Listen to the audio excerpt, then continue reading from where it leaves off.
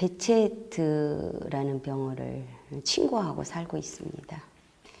혈액을 타고 다니면서 이렇게 궤양을 일으키는데요. 저는 처음에 입안 궤양부터 시작해가지고 위쪽으로, 그러니까 소화기 쪽, 생식기 쪽, 관절 뭐 이렇게 여러 군데가 진행되면서요. 원인도 모르고 제가 한 7년을 아팠어요.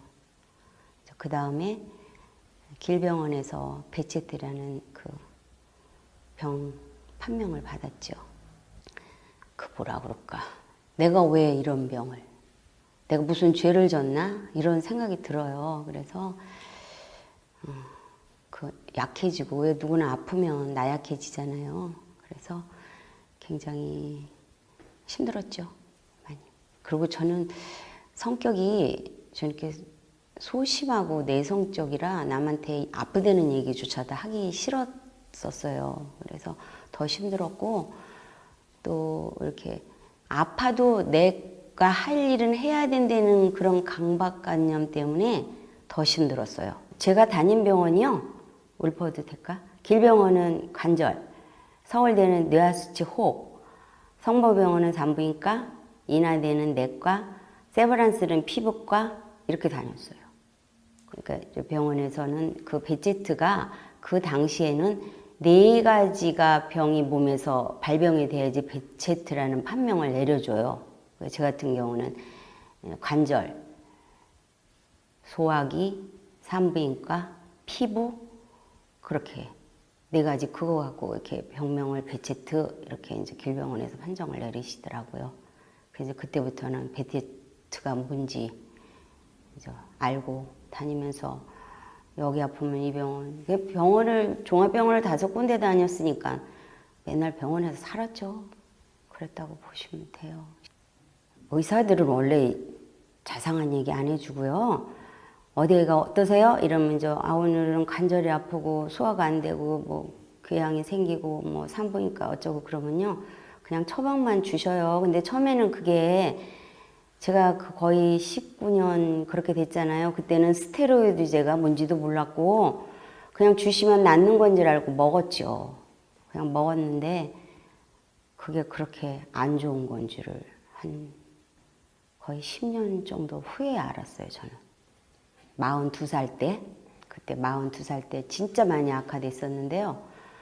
그때 이제 관절 못 쓰고, 원장님 만날 때가 이 팔이 마비가 왔어요. 오른쪽 팔이 마비가 와가지고 마비만 오는 정도가 아니라 통증이 엄청 심해요.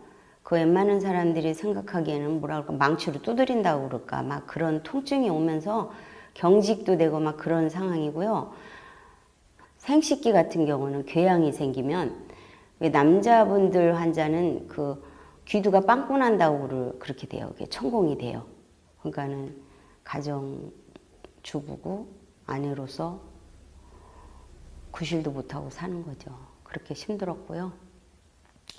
밥은 먹을 수가 없죠. 아프니까. 목서부터 아프니까. 그리고 요구르트가 조그맣잖아요, 용량이.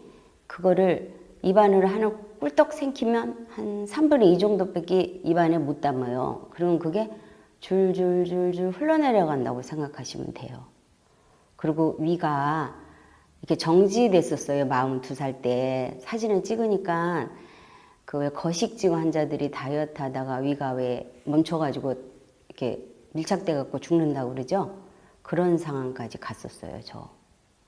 근데 병원에서는 그런 거 자세한 거 얘기 안 해줘요. 제가 여기저기 쫓아다니면서 아프니까 양약을 모르게 7년 아팠을 때는 그냥 모르니까 그냥 이약저약 주셨을 거고 2007년도까지 먹었어요. 2007년도부터 끊기 시작했으니까 2008년도까지 먹었다고 보시면 되는데 13년은 먹었죠. 예, 14년 동안. 이렇게 기가 막히기도 하고 그러니까 제가 할 수 있는 건 기운도 없고 여행도 못 다니고 친구도 못 만나고 그런 상태였어요. 제가 참고로 몸무게가 38kg까지 내려갔었거든요. 근데 인터넷은 했어요. 제가 저기 오락다고 이러니까 인터넷 들어가서 막 이렇게 뒤지는데 베체트 고칠 수 있다. 이게 딱 브로그에 뜨더라고요. 그래서 클릭했더니 이 지금 한걸음 한의원이, 그리고 제가 이렇게 좀 여담으로 병원에 다닐 때 2005년도였을 거예요. 스테로이드제를 20일 주고 또 며칠 안 주고 이런 식으로 계속 주는 거 아니에요, 그거는. 그걸 먹고요. 너무 펄펄 날아갈 것 같아 대청봉까지 갔다 왔거든요. 거기 갔다 와가지고 몸이 좋으니까 제가 술을 좋아해요. 술을 등산 갔다 와서 매일 먹었다는 거 아닙니까? 그랬더니 어느 날요, 생식기 쪽으로 터져 나와갖고 죽는 줄 알았어요. 그래서 이게 괜찮다고 술 먹으면 안 되는구나 터득했고 그 술 안 먹습니다. 그리고 이제 또 괜찮다고 그랬는데 어느 날 스트레스를 심하게 받았더니 또 확 터져 나오더라고요. 어딘가로 터져 나와요, 걔가. 그래서 또 한 번 혼난 적이 있어서 괜찮다고 술 먹으면 안 되고 또 스트레스 심하게 받지 말고 자신 스스로 다스려야 돼요. 그래서 제가 그 한우의 카페에다 올렸던 이유가 그래서 이렇게 올리면 그래도 스테로이드 병원에서 주는 약을 먹어야 됩니다. 이렇게들 댓글들을 올려요. 그러면 저희 집으로 오세요. 제가 말씀해 드릴게요. 이렇게도 해봤는데 안 먹혀요. 또 이런 얘기들을 내가 한방치료하면 간을 다친다. 간 치수 저도 원장님 못 믿어서 병원에 가서 검사했죠. 한약 먹으면서 간 기능 검사를 살짝 해봤어요. 그러면 극히 정상이에요. 이렇게 병원 치료하면서 자꾸 몸이 이렇게 더 안 좋아지고 또 스테로이드나 뭐 진통제 같은 거는 안 좋다는 거 다 웬만한 사람들은 알잖아요. 그러니까 38kg에서 53kg 나가요. 이렇게 건강해지고 밥 잘 먹고 씩씩하게 운동 잘하고 해외여행도 잘 다녀요. 옛날에는 지하철 타고 서울도 못 왔어요. 그렇게 살고 있는 모습 보면서 일단은 저희 집, 제가 여기에다 얘기할 수는 없는데 알아보셔갖고 찾아오시면 제가 병상일지 산 거 이거 진짜 보여드리고 싶어요. 한걸음 한의원 이병희 원장님 감사합니다. 제가 의사도 포기해서 42살에 죽을 걸 생각하고 제가 이렇게 살아서 저는 42 곱하기 2해서 제 수명은 84라고 생각하면서요. 늘 이병희 원장님 생각하면서 감사하게 살고 있고요.